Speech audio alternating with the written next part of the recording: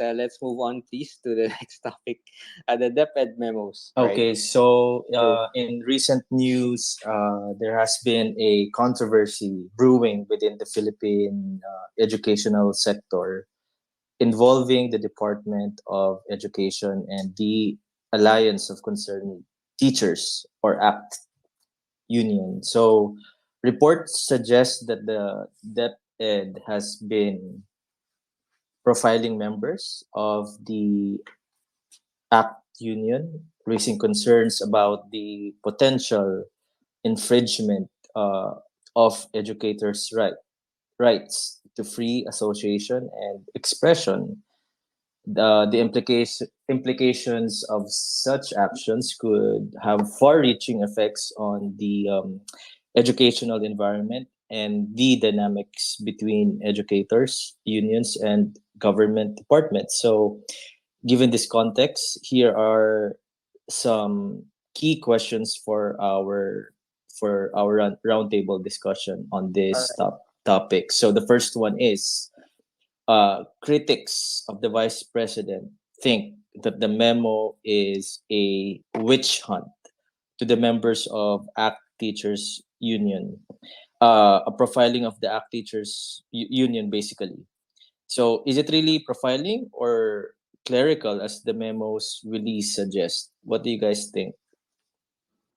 kasi this interesting incident happened because may nag-push ng isang particular memo saying that, just in case, or okay, this is just paraphrasing kasi, again, you can, we'll look for it and I'll post it dyan sa taas because we're actually looking for it also. Parang, just in case anyone, please note, how do you call it, if you're an ACT union or ACT teachers union member, please parang note them because, or those who avail of the automatic deduction sa DepEd. People think it's like, we just gusto lang naman nila malaman, but some ang charges nag-react sila that this is actually profiling of union members, di ba? Right? So is it true? What do you feel about it? And is it profiling or it's just clerical since may auto deduction? Gamer? Then Marcus? Yeah. Um, I don't think may profiling na naggaganap dyan sa memo na yan. I was actually listening to or reading and listening to other opinions regarding that. It's just mainly on the automated deduction system nila na ina-update nila dyan sa ano. Kasi one of the things din na nabanggit dun sa binabasa ko kanina was like there were complaints regarding dun sa mga deductions na nangyayari dun sa mga teachers, and then wala sila nakukuha ang list, or it parang parang nagugulat yung mga ibang teachers bakit ang daming deduction. So DepEd is just making sure that everything is transparent. So since the memo is requesting all of the unions, bakit si ACT lang ang merong ganyang opposing reaction sa meron ba silang tinatago? The usual statement, may tinatago ba sila? Meron ba silang dinideduct doon sa mga teachers na hindi dapat i-deduct? So, akin lang naman dyan, bakit mo kaagad itatag siya na profiling kung yun ang main purpose? Go against it if you see if yung ginagawa nilang memo or yung process after that is something that you don't agree with. Right. Thanks, Gamer. Marcus, then Just. Okay, I think eventually na-clarify din ng DEX ng DepEd kung bakit nila in-issue yung memo tungkol dito, no? And ang kuwan ko lang dito, napansin ko lang parang nauna pa yata yan nilang na-publish sa social media yung memo bago ipinadala doon sa mga the proper na recipients, ano? Kaya nagkaroon ng speculation all over the place. Parang hindi rin yata nila na-manage ng tama yung kanilang mga directives na pinapalabas na ganito. Dahil it creates unnecessary noise na they have to defend themselves, meaning yung DepEd na hindi pala profiling yung ginagawa nila.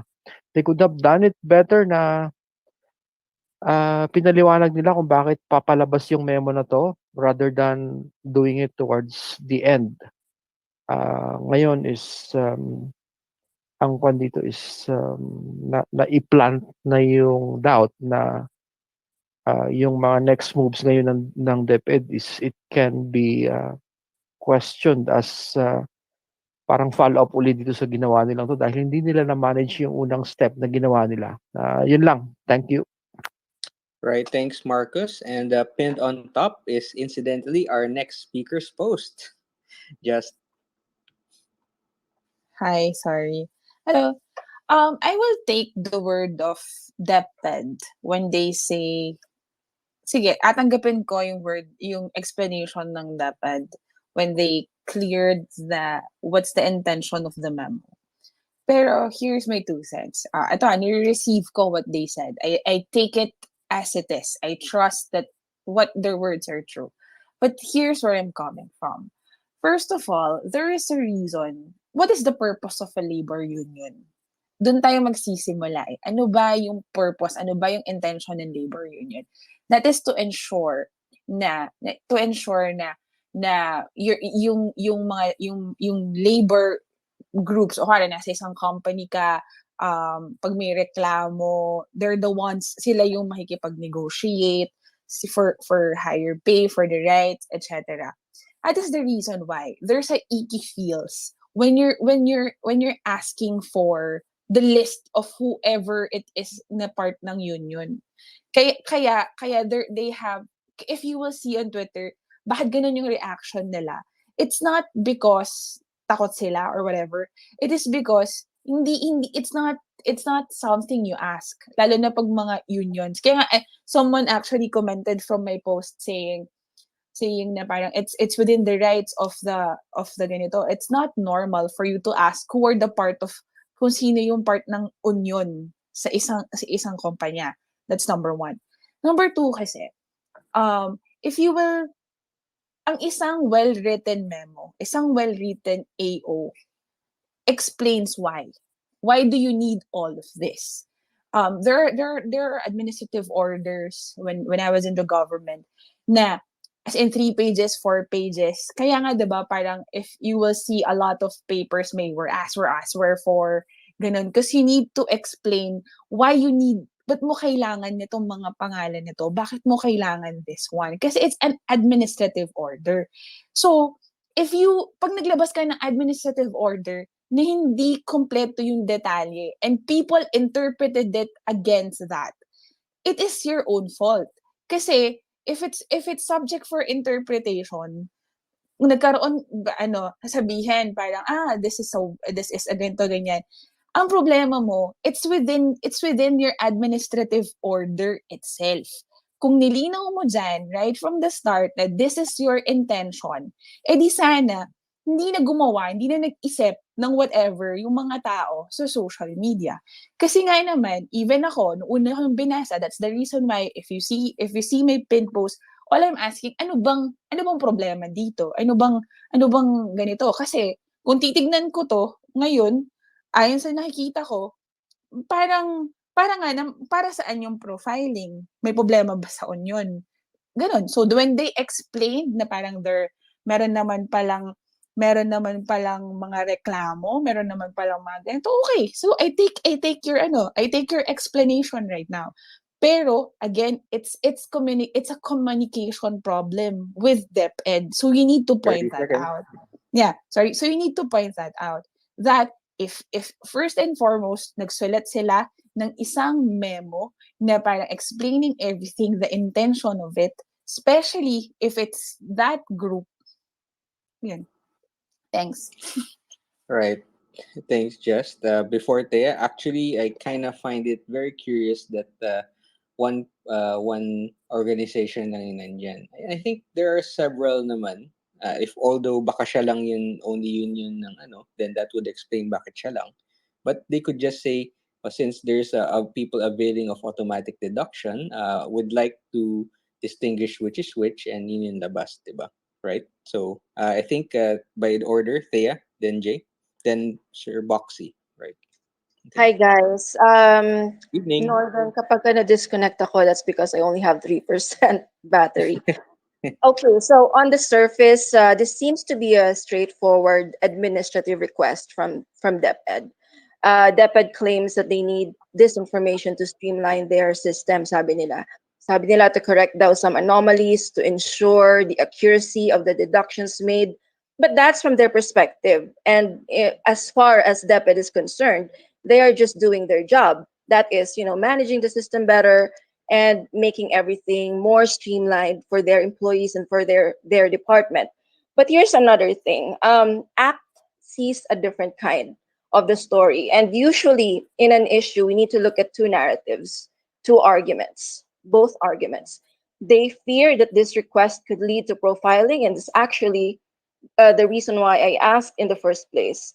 When this news came out, if this was a case of profiling, and of course, I received backlash from the DDS, and that their members could be, of course, targeted or be discriminated against based on being affiliated with the act. And if there is a fear, yung mga fears na to, I think may valid na concern, and that is for me potential misuse of information, especially now that we are living in a digital age.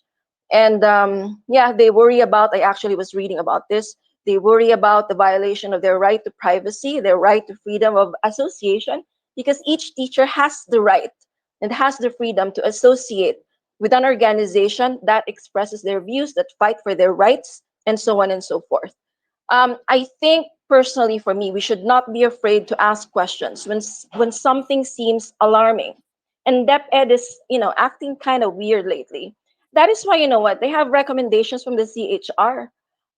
Actually, just the vice president. So she had recommendations from the CHR for allegedly tagging ACT teachers. So ako naman, I am really concerned about a government for potentially infringing upon, individual rights. Alam niyo naman how I argue about these things. Usually they can use the pretext of administrative necessity, administrative streamlining. Alam mo yon, kung hindi pa sila kinall out, they would not issue this clarification, quote unquote. For me, it is a red flag. It is an opinion that it is a red flag. It's not that I'm against improving yung administrative efficiency dyan sa DepEd, but I think that they should not prioritize that, or maybe they need to strike a balance between, streamlining and also respecting their employees' rights to privacy. So again, it's all about striking a balance. It's always my argument. How do we strike a balance? It is not just about siding with DepEd. It is not just about siding with app. For me, yung answer talaga, it lies with transparency and accountability. DepEd should not just collect this data. They should also engage in a proactive dialogue with the app. Kasi ngayon, ACT is alarmed. And I don't care about their political leaning. They can be a right-wing group or a left-wing progressive group or whatever. But DepEd needs to address their concerns and reassure them that, there is safety and appropriateness in collecting these data. So, yun lang, just also, ano pa, I don't know if this is just about one memo in one department, but I think I read somewhere, pero nagmamadali ako, that this is about a larger, I guess, hindi ko alam kung sa lahat ng lahat ng departments may mga ganitong memo and not just with app. But the question here is, how much power does the government have over our personal information? And I'm not just talking about the employees, but also the citizens, right? Actually, ito yung mga issues na medyo against ako, like SIM card registration and blah, blah. Well, vaccine mandate is kind of, may question lang ako. So, yon, in an ideal world kasi, DepEd can say, oh, we're gonna improve our system, we would not incite fears, we will not profile, we will not discriminate. But we do not live in an ideal world. We live in a world where data can be misused. They may not misuse it deliberately, but it can be misused. It is a possibility. And this is where rights can be infringed upon. It's a valid question. What are you going to do with our data? We must keep asking questions, and we must keep demanding transparency, and we must keep advocating our civil rights. It is a living right, and we are the ones that you should just protect them. Ayun, Right. nagmamadali ako kasi baka ma-cut off ako. Ayan lang, All right. salamat. Okay. Thanks, Thea. Very interesting take on the subject. Jay, Foxy, then Gamer. Yeah, interesting. So can I just disagree on the fact that Sure. it's not a straightforward, it's not a straightforward. It is a concise memo, but it's not a straightforward memo. If you look at the body, Mm-mm. the subject of the body says request for submission of the list of ACT union affiliated teachers who are availing of the APDS, or automatic payroll deduction system. Then you have the beginning, which who are those ones that requires to comply in terms of the submission of the data, and who are the data, what are the data sets, which is the ACT.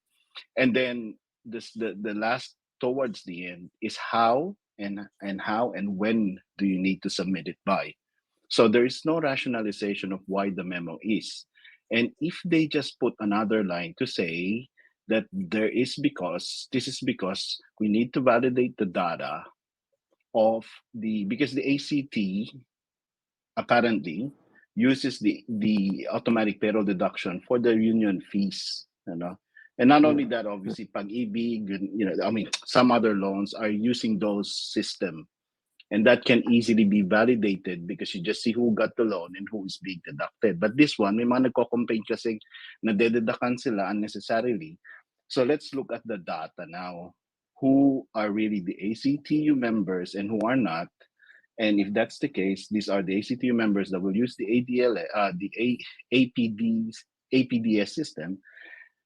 And yung mga hindi na dapat madedakan. But the narrative, or there should be another line to explain the rationale why the memo is, which is lacking. That's why it created confusion. Perhaps just is right, not perhaps, just is right to say that the communication should have been better. Kasi wala naman nakalagay na rationale. And it is left open for interpretation of tagging. It is open left for interpretation na uy, tina-target kami. And knowing ACTU, they will do that. They will take those opportunity even it was not meant for. Basahin niyo yung memo. It doesn't explain why. There's no rationale for the memo apart from it's left with everyone's interpretation. That's all. Thank you. Yeah, thanks, Jay. And mabilis lang yan. You can actually just take 1 or 2 minutes. Basado na siya. Because it's a very, very, very short memo. Sir Boxy, then Gamer. Not directly to the topic, pero I'll raise a topic tangential sa topic natin ngayon. Mm-hmm. I was just talking to an expat sa Pilipinas. They left the Philippines some time ago, but they were here before. Now they're thinking of coming back. Kaya lang, sabi niya, 3 ang problema sa Pilipinas. High energy cost, kaya ayaw nila bumalik. Parang nag-iisip sila. Local government, pabago-bago. Number 3, union. Ang problema daw sa union sa Pilipinas, they really are not thinking of their members or the well-being of their members. Ang problema, ang pinupus, ideology. Kaya yan ang mahirap sa union sa Pilipinas. That sabi niya, before 1990, walang problema ang Pilipinas sa foreign direct investment. Kasi multinational hub ang Pilipinas. Lahat gusto dito pumunta. First of all, nandito ang Clark Air Base noon. Kaya they feel my security. But the thing here is, lahat nagsasalita ng English dito. Tapos sabi niya, masarap katrabaho ang mga Filipino. Pero sinira ng union. The one that destroyed this country as being a hub are the unions. Mas una ang ideology kaysa well-being ng members. Okay? Eh, thank you. That's all I want to say. All right, thanks, Sir Boxy, and that's a very tawag doon, interesting tangent to look at the subject. Okay, everybody, just a quick recap because we have new speakers.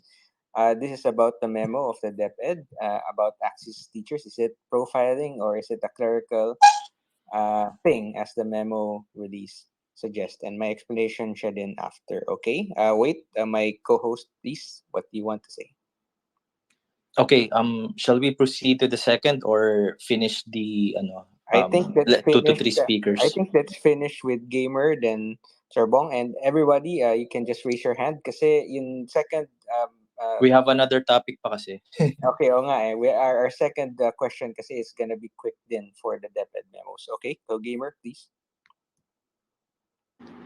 Yeah. So, ang ang issue kasi dyan is like, parang kung sinasabi kasi doon sa report na parang, uh, sabi ni ACT kasi parang they already have, DepEd already has this information. Pero then again, ACT also uses a system that is provided by DepEd. Pero ang gusto ko pa rin kasi tanungin dyan is like, di ba sila aware sa issue na ito? Na complaint ng majority of their members if ever? And kung na-raise man itong complaint ito, ba't hindi nila inayos before na hindi na kailangan pang dumaan pa sa DepEd, na kailangan nilang gawin to? Tapos, i-blame nila sa DepEd, ko-complain sila sa DepEd ngayon na parang merong encroachment or profiling. Dapat inayos na nila before dyan. Bakit act lang? Yun yung main issue ko dyan eh. Bakit act lang nagreklamo ng ganitong issue? Nasaan yung ibang union? Kung hindi sila magreklamo din, anong silbi nila? Kung willing naman yung ibang union, bakit si act lang talaga? Yun lang. Yun yung akin. Yun yung issue ko dito. Bigyan mo yung kailangan nila kung kailangan resolvein yung issue niyo, yung complaint nila ng mga teachers, members mo. But if you don't want to provide an information that is DepEd is asking, then don't use their system. Use a different one. Huwag ka mag-deduct ng membership union doon. Union membership doon sa nila, sa account nila. Gumamit ka ng iba, singilin mo na lang sila isa-isa. Tapos magrereklamo ka afterwards. Thank you. Next is Sir Bong. Go ahead. Yeah, correct naman eh. Ang memo lang naman eh sa APDS eh, sa automated deduction eh. So, ilan ba ang tanong natin lang, ilan ba ang tawag ganito, union sa teachers? Marami. So, una ACT, pangalawa yung FAFT, which is yung Philippine Association for Teachers of Education. So, may isa pa akong nakalimutan eh, tatlo yan sila dyan eh, pero mas pinakamalaki itong ACT, pangalawa itong nabanggit ko. Yung ibang ibang union, walang automated deduction. So, ibig sabihin, depende kasi sa union eh. Meron kasi union na, kung magbigay ka, sige, on hand mo na ibigay, pero hindi. Kasi ang kine-question kasi dito, bakit matic? Bakit automatic ang deduction? Bakit ganun? Wala bang karapatan ng isang union na member na, teka lang, marami akong bayarin, hindi ko kayang magpa-deduct muna ngayon.